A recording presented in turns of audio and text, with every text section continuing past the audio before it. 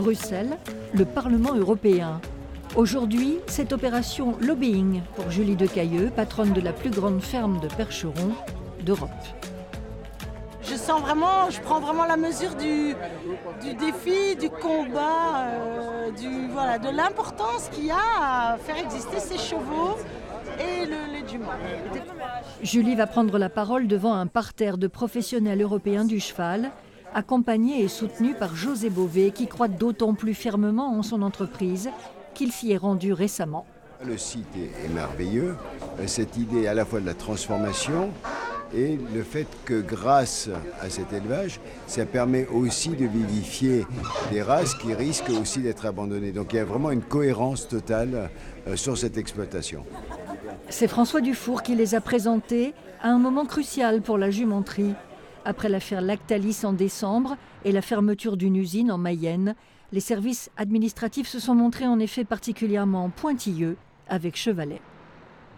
Là, on se retrouve, après tant d'années où la jument elle-même a donné ses vertus, y compris le lait, vers les humains, qu'on se redise aujourd'hui qu'il y aurait des risques à consommer ce lait.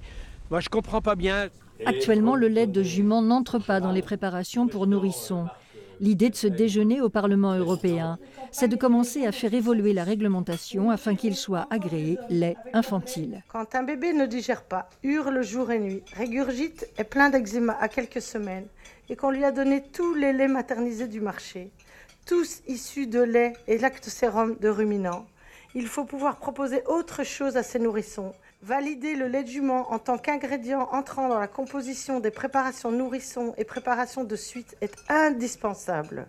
Ce qu'il faut, c'est que l'Europe n'empêche pas des gens comme Madame Decailleux de mettre en œuvre son projet et de démontrer qu'il a toute sa pertinence, qu'il est reconnu par le marché. Donc veillons à ce que l'Europe ne crée pas de frein. Et je fais confiance à Madame Decailleux pour faire la démonstration. Elle l'a fait remarquablement dans l'exposé qu'elle nous a proposé aujourd'hui. Le Premier ministre a chargé Jean Arthuis de l'audit stratégique et financier de la filière équine française. Il anime ce groupe d'amitié cheval à Bruxelles, soucieux de défendre la filière dans la nouvelle politique agricole commune. C'est donc un allié de poids pour les Decailleux dans la tourmente. Essayons de prendre un peu de recul par rapport à ces excès administratifs et de redonner aux acteurs de terrain des marges de manœuvre pour qu'ils puissent mettre en œuvre leurs projets. Il n'y a que si était mise en cause la sécurité alimentaire que l'on pourrait faire obstacle à ce qu'accomplit Madame Decailleux. Donc je suis confiant pour elle. Le lait du Mans reste et sera toujours un lait proche du lait humain. C'est pas moi qui le dis, c'est comme ça. C'est un fait scientifique et ça me donne de l'espoir dans l'idée qu'un jour ce soit reconnu pour ça. En attendant, nous, on en connaît un à qui le lait de jument fait déjà beaucoup d'effet.